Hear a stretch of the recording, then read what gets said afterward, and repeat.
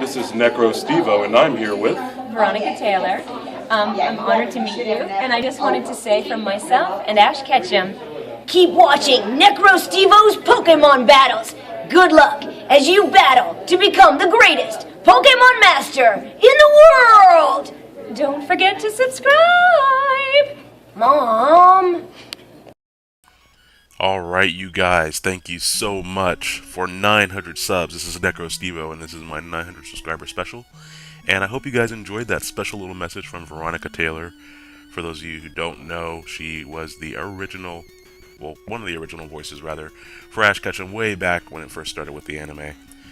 But this battle is a battle that I had against ArmorLizard, excuse me, put the D on the end there. And we decided to just do mixed tier, no more than 2 Pokemon from any tier. And I have a severe Teraki and Alakazam weakness in my team. I really should have switched out into Rotom here to try to take that Psychic, but I didn't want anything else to take a hit.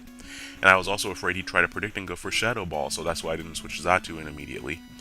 And here he just goes for another Psychic, and by that damage I really thought that he was Choice Specs. He is just Life Orb though, and that just did a lot of damage. He does try to go for Encore. I think he just forgot momentarily about Xatu's ability, which is fine by me, because now I get to get up a Reflect. Although we will see later that those don't actually end up mattering too much. And now he brings in Rhyperior. I know I can basically live any hit that he wants to go to. I tried to Nightshade Alakazam because I thought he might still be sashed. And Rhyperior just goes for Stone Edge. I was really surprised that he outsped. And he got a crit through the Reflect. I had a chance of living that just because I have max HP on my Xatu. But it may or may not have mattered. I was going to go for Roost. So had I lived, I would have been able to get my HP back, and then I would have switched out. But I'm just going to bring in my Choice Scarf Breloom now. And this is the same Breloom that I used for the Global Showdown that took place last month, or earlier this month, whichever. And even though the Intimidate hits Breloom, 3 hits of that Bullet Seed actually do a respectable amount of damage to what is probably a max defense, max HP Quillfish. I'm going to go on into my defensive Garchomp. And he's going to go for Thunder Wave, which is perfect. I wasn't predicting that. I was predicting him to start setting up hazards or maybe go for Waterfall or Aqua Jet or something like that, predicting a switch. But that's okay, because now I get to set up my Stealth Rocks for free. And he brings in Macargo, and I'm okay with that too, because now I just get to knock that thing out with an Earthquake. He probably was trying to get the Flame Body, fishing for that 30% chance to burn if I went for a Dragon-type move that contacted. But I don't have any reason to do that. He does have Flygon, which would have avoided the Earthquake, but that's why I set up the Stealth Rocks first to see what he was going to do.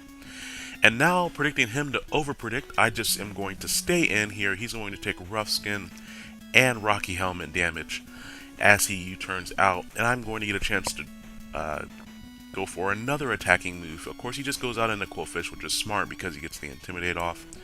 And with max HP and max defense, Garchomp's attack, at least on mine, is only at 297, I think. So while it is respectable for not having any investment, not quite enough there. Now my Reflect wears off, which is unfortunate. I would have really liked to have my Xatu to set the screens back up. He goes for Waterfall. He may have predicted me to switch there. I'm not really sure, because he knew I had Rocky Helmet and Rough Skin. And unfortunately, I roar him out into Rhyperior, and I know I'm not going to be able to damage that thing very much with my attack lure from Intimidate. So predicting the Earthquake, I'm just going to switch out into my Rotom to dodge it. And then I was thinking, should I Will-O-Wisp or Overheat? I was really expecting Alakazam to come in on the switch, expecting maybe a Will-O-Wisp. And so I just Overheat, but he just Death Fodders his Quillfish, which is also okay by me because I have physical attackers left for the most part. So having Quillfish out of the way, definitely beneficial. Also, it stops him from setting up any further entry hazards. Now, he does surprise me as he carries Calm Mind and Encore on Alakazam, and his last move is probably just for coverage, so maybe Shadow Ball or maybe a Hidden Power. And Overheat is actually still doing respectable damage even at -2, but now I'm at -4. There's no reason to stay in here and keep on attacking. And so this turn I figured I'd take whatever hit he'd throw at me, because this is I think this Rotom is actually the one that I got from Toshiro, and so it has a little bit more special defense and HP. And I'm able to take that +1 really well, which is why I later on, hindsight being 2020, realized that I should have switched in my Rotom to take on Alakazam in the beginning of the match. But now that he's switched up moves, I know that he's not faster than my Breloom, so Breloom is just going to come in here and finish it off with a Bullet Seed, which is good. Now that's one less speedy threat that I don't have to deal with. He brings out his Terrakion, and I did not expect Terrakion to be Scarfed because I knew that his Rhyperior was Scarfed, but he is carrying 2 Scarfers on this team. I don't know the last time I faced someone with 2 Scarfers on a team. But it does not matter, simply because he gets to go straight for the close combat to knock me out. I was really sad at that point, because he hit that Choice Scarf really well, and I could have very easily just switched into Garchomp to take it while forcing him to take a lot of recoil. But that's okay. Now he has -2 defense. I'm not going to risk going for the Earthquake in case he wants to switch into the Flygon there. I still don't really have anything to outspeed Flygon at this point, now that he has KO'd my Scarfer and my Cinccino. And so, fortunately though, the -2 defense and the Stab Dragon Claw is enough to finish it off. And Flygon's just going to come in and go for Earthquake. I really didn't have anything that I wanted to switch in right there, just because at this point of the match it's just like, all I have left is my Caracosta, and I need the Sturdy intact. And so I know I'm going to live any hit he throws at me with my Sturdy, which will allow me to go for Shell Smash.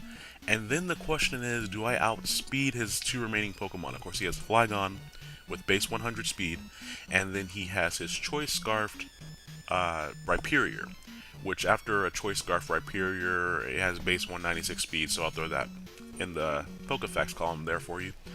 But I didn't think I outsped either of them. I actually thought I might outspeed the Rhyperior, but I'm running an Adamant Caracosta, so that brings things very, very, very close. And I did not think I would be able to KO the Rhyperior with an Aqua Jet, and so I decided to try to go for Waterfall, thinking that I would outspeed, but as it turns out, I don't outspeed. I should have just gone for the Aqua Jet. Maybe I would have gotten a crit. Who knows? But that was a very close match. I enjoyed it a lot. Thank you a lot, Chris, aka ArmorLizard, and thank you guys so much for the subscriptions. I realize that a lot of you guys have been with me for a while, and some of you guys may now just be joining me on my channel. So whether you're new or old or somewhere in between, thank you for taking the time to come and watch my content, and thank you for taking the time to leave comments or even just like, or if you don't like something that I'm doing, to dislike, because that's all feedback that I can take and I can internalize and try to improve. And that's really important to me, whether it's this channel, my pro bono legal work, the musical that I'm in, or just waiting tables. I always strive to improve and to do things the best of my ability, even if it's not something that I want to do, or whether it's something that I don't really want to do. Always try to do your best. That's the only way that you're ever going to improve or make your situation better. So thank you guys very much for 900 subs. I hope you enjoyed this video, and I will talk to you guys next week. Oh, while I'm thinking about it, for those of you who are interested, the Pokemon VGC's championships will be streaming this weekend on the Pokemon channel, and that's going to be on twitch.tv/Pokemon, I believe is their channel. So be sure to go check that out. Their schedule is posted on their website for when they'll be streaming. It's mostly in the early afternoon to evening. I think it ends at, or it's supposed to end at 12 Pacific in the morning, so that's going to be 12 a.m. But definitely go check it out. They actually have some fantastic commentators. I know Jay Witz is doing like the TCG stuff, and I think a few more really well-renowned people are also commentating. So they're taking the time to stream for us. Let's go support them, show them that we're thankful, because Nintendo has been really, really wonky with what's been allowed to be streamed lately. So might as well go support it when they give it to us. So I will be there, hopefully, barring work, and I hope to see you guys there as well. So you guys have a great weekend, and I'll talk to you all later. Bye bye.